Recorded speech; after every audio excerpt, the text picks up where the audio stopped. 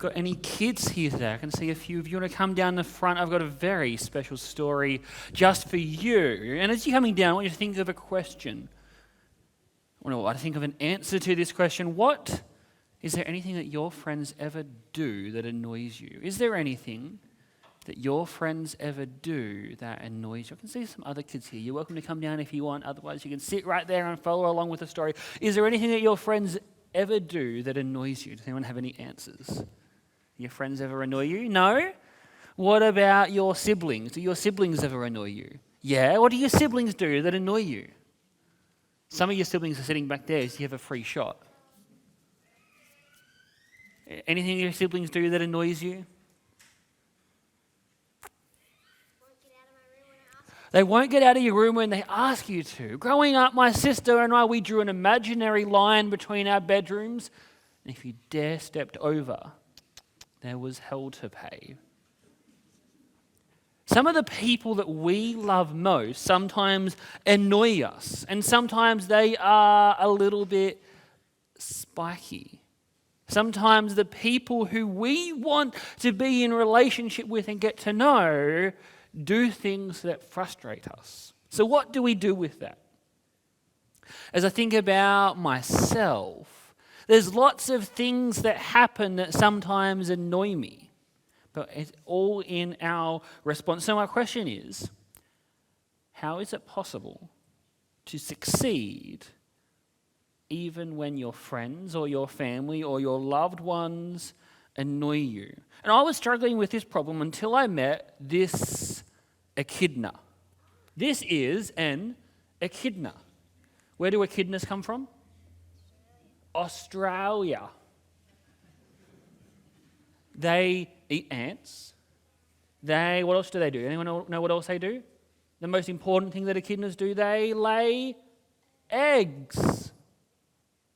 We're not joking. It's true, right? They're a monotreme, and they are very, very spiky. In fact, when I lived in Byron Bay, I had an echidna in my garage, and it would not get out. And they're so spiky that they even can stick to the ground, including concrete. And I couldn't pick it up. But echidnas love something else that you might not know. Echidnas love mountain climbing. And the greatest echidna mountaineers of all are Emma, Errol, and Edith Echidna. And this is their story. It begins at the base camp in Mount Everest. "Come on, team," yelled Errol as he ran across the glacier and charged up a tower of ice. "This is living," cried Emma as she leapt over a crevasse. "Stop," said Edith. "We're not climbing some anthill. This is Mount Everest, the highest, the greatest, the most dangerous mountain in the world. If we're going to succeed, we must stick together." Over the glacier, up the ridge, climbed the echidnas, when suddenly, what happened? An icy, cold snowstorm swept across the mountain. "We're going to freeze to death," shivered Emma. "You're on your own. I'm going alone," cried Errol, as what do you think he did?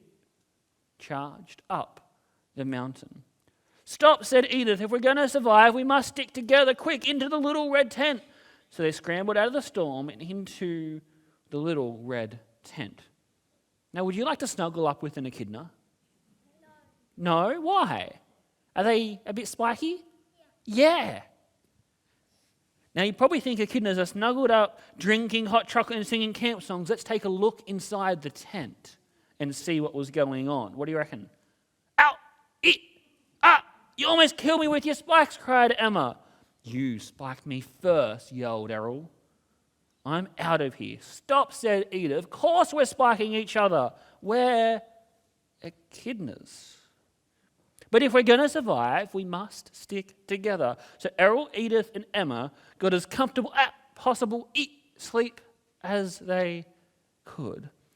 The next morning was perfect for climbing. "Come on, team," yelled Errol as she shoveled snow off the tent. "This is living," cried Emma as she gazed across the mountains. "Stick together," said Edith. "You may never know. We may run into a yeti." This is a yeti. Yetis come from Nepal. They do not lay eggs. are soft and fluffy, and Yetis eat echidnas. And anything else as long as it isn't red. Quick, yelled Edith, into our little red tent.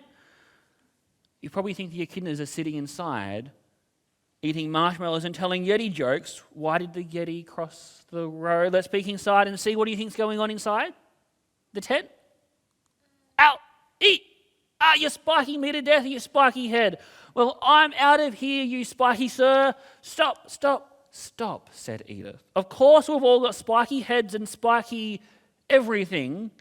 We're echidnas, but if we're going to survive, we're going to climb Mount Everest, we must stick together.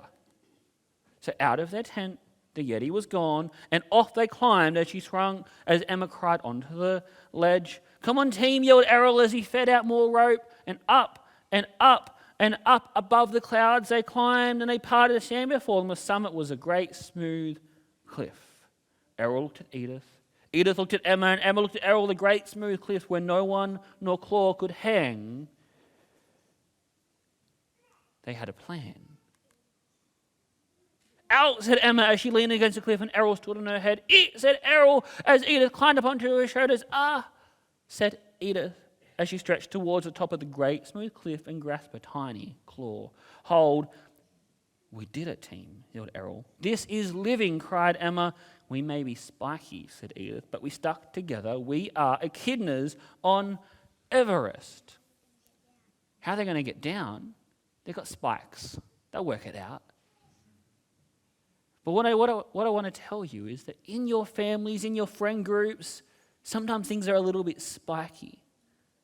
In our church, sometimes things don't go the way we want. But when we stick together, we could climb Everest, or we could do anything in our community, or we can do anything together. So as you go back, I want you to remember that even when things are a little bit rough and spiky, God wants us to stick together as a team, especially in the new year. Thank you for listening so well, boys and girls. You can go back.